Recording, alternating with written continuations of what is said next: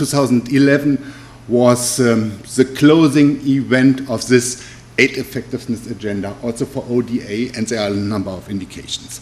I think it was great that Gerardo mentioned already the implications for South-South cooperation approaches. I think we have a couple of open questions, challenges in this regard. What is the appropriate platform for South-South cooperation providers? Is it IPSA? Is it BRICS? Who are the providers? My example I always like to use is Rwanda. Rwanda is now supporting few West African countries how to run the government. In Benin, for example, Rwanda is supporting the presidency of Benin and is labeled South-South cooperation. So if you're looking for some innovative models, Rwanda is probably the place where to go, Rwanda plus the partner country. And of course, we have those controversial debates on principles of development cooperation, so ODA versus South-South cooperation, TSSD, etc. Against this background, let me just focus on some dimensions which are most important in this regard, which matter. And in this regard, I would like to highlight some aspects. The first one is history and identity really matter. And in this regard, what I would like to highlight here is we have not really one consistent picture. So to some extent, what we see is that in international relations as such, also for our field of development corporations, a number of perspectives remain very stable. Yeah? OECD, G77, etc. In a study Professor Li Xiaoying drafted last year on should China join GPEDC, I think what was really important is the historical background and identity of China in this regard, and how important it is how a country like China is looking at the OECD. So what I'm saying here, history and identity really matters. At the same time, and this is the complexity of the whole picture, I think, we see a number of hybrid situations, new situation and flexible formats. And just to give you some examples, during the HRPF meetings in New York just 2 weeks ago, I think one main effort of Korea was to find a specific niche, what the country can play, what kind of role they can play with regard to South-South cooperation. Of course, Korea is now a DAC country. At the same time, it's not a typical traditional country, so we have this kind of hybrid situation. Turkey, a bit similar. Turkey was looking for a DAC membership for a couple of years. What would be the implications if Turkey would become a DAC member? I think several times the solar energy partnership between India and France was mentioned several times. I think this is also one example of very new and flexible constellations. And I think those hybrid and flexible constellations are really important in terms of innovations. If we look at innovations in international relations, we very often find this kind of multi-actor partnerships in a very innovative way. And just one small conclusion in this regard, we could think about a more open definition about triangular cooperation, which would also give some space, for example, non-state actors in this regard, and that would be great. A second aspect I would like to highlight here is that, of course, narratives matter. We have those controversial, those controversial debates on development cooperation, and just very roughly, I think the SDGs, especially SDG 17, is not giving a new idea what might be the role of development cooperation in this regard. But the Agenda 2030 and the SDGs could be the starting point for a joint cooperation narrative for ODA providers, for South-South cooperation providers, but also for other types of cooperation. So this is one aspect in this regard.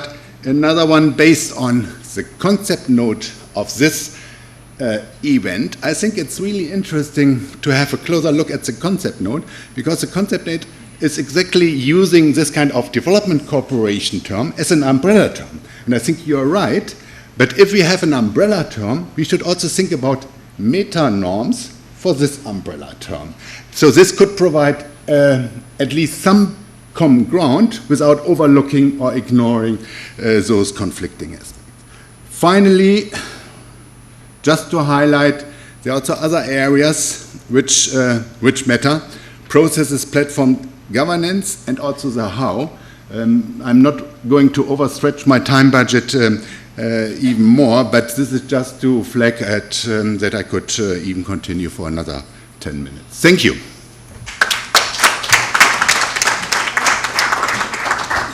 Thank you, Stefan. Just to add another layer of complexity in our debate, we are discussing heterogeneity and a potential definition, common definition of South-South cooperation in a context where most of the donors are actually using the same South-South cooperation principles in their own practices. So it's open debate whether or not South-South cooperation is part of something bigger, which is called development cooperation, or not. So without further ado, Pilani, you have the floor for 5 minutes, please. Thank you, colleagues. I think what I'll do is I'll give, I think, 5 key points. The 5 key points I'm drawing from the work on development diplomacy that IGD has been doing, both on trilateral cooperation and also on development diplomacy, which we've been working with members of parliament, civil society, and also members of the Department of International Relations and Cooperation in South Africa.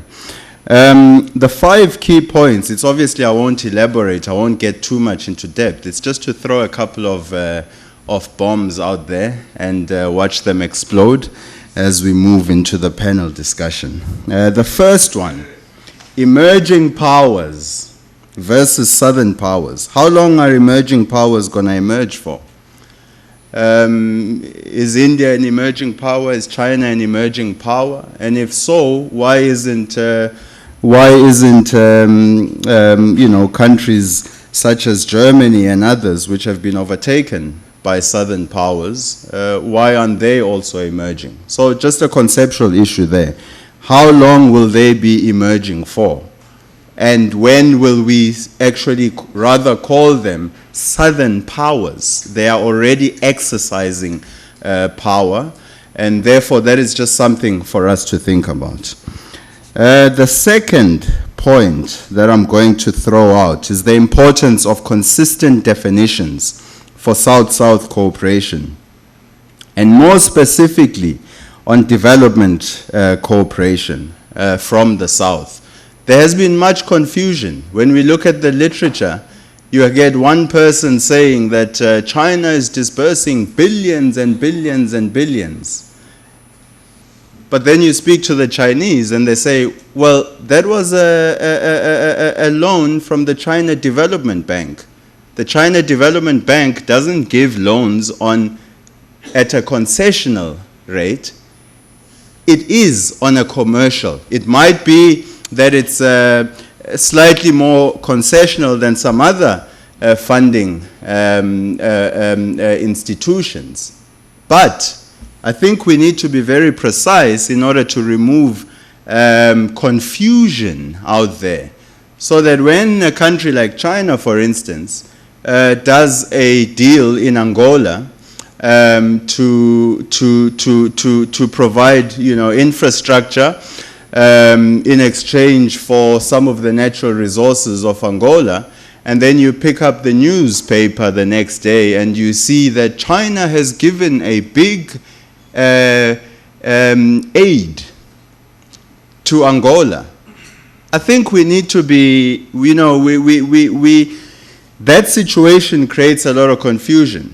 Because yes, in colloquial terms, you might speak and interchange concepts such as aid, development, cooperation, and so forth. But I think academically, we need to be much more precise in our definitions of what we call these things. And we need to be stricter on ourselves and remove these huge discrepancies. And I think you start by asking the countries themselves, what do they consider? So certain countries do not have a formal definition, but they will tell you that such loans, we do not consider them to be at concessional rates. In the same way that the Exim Bank of India have particular loans that they do that are government of India subsidized, right? And those ones they might consider to be concessional. But they also have other loans which are on commercial rates. And if we mix all of these together, you know, then you start to blur, you know, the landscape. And I think we need to be very clear as we move forward. These are some of the challenges moving into BAPA. When we say South-South cooperation, sometimes it encompasses everything. But then if we interchange these concepts, South-South cooperation, development cooperation, and all of that, you start muddying the waters. It's similar to if members of the Development Assistance Committee were to now start, you know, taking, for instance, the European Investment Bank and including, you know, some of those and saying, yeah, this is our development cooperation. So, yes, South-South cooperation can be broader, and it might be the case that, yes, China's loan or China's deal with Angola falls under South-South cooperation in the broad sense, but is it development cooperation? I think we need to have those discussions as we move to BAPA. Third point, trilateral cooperation.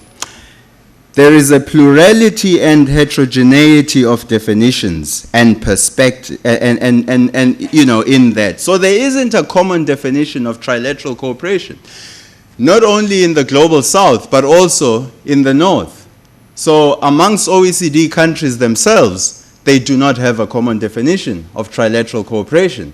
If you take the more restrictive definition from Germany, which is only projects that are jointly conceptualized and implemented with you know, your three countries. And you know, the German definition goes further. It says it must be a member of the Development Assistance Committee and an emerging economy working in a third country.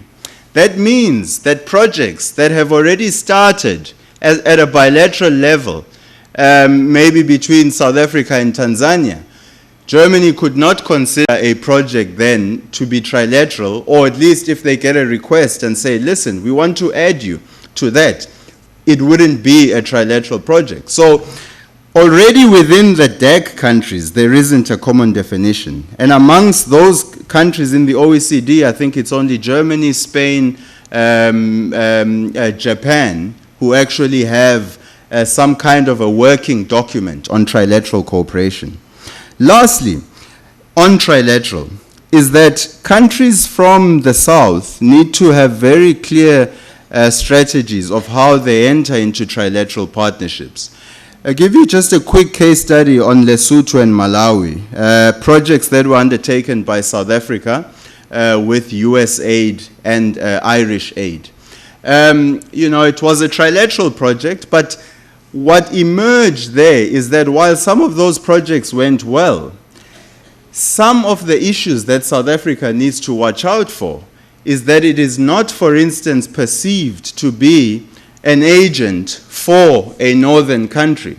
Because in some of those projects, you know, the northern donors essentially gave money and then basically pulled out, and then South Africa was responsible for implementing and project management on the ground. The finances were handled in South Africa, and some of the contractual work, you know, with technicians and so forth was also sourced from South Africa, leading to a bit of resentment in some of these countries like Lesotho and Malawi, you know. So it's important that these countries understand on what terms they enter into trilateral arrangements and that they are not perceived as mere agents. Finishing, just two last points. Diffusion of power and ideas. The Global South as contributors to development experience and knowledge production. Now, this is where we are heading, that as power diffuses, ideas will also diffuse, and the South must be an entrepreneur in terms of their development experiences and in terms of the kind of concepts that they are bringing on board. Lastly, lessons from Africa. There are endogenous systems of development, and Africa must be seen as a contributor instead of a perpetual recipient, either through North-South, South-South, or trilateral cooperation. Stefan there mentioned the case of Rwanda, in terms of Rwanda contributing within its region. I'd like to see some of those case studies when we talk about South-South cooperation, when we talk about and all. What is Africa contributing to the world?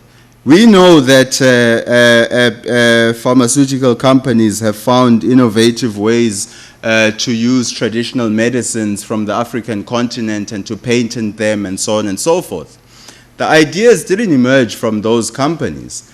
The ideas emerged from African contributors through hundreds and hundreds and hundreds and thousands of years. You know, so we need to also see Africa not as a recipient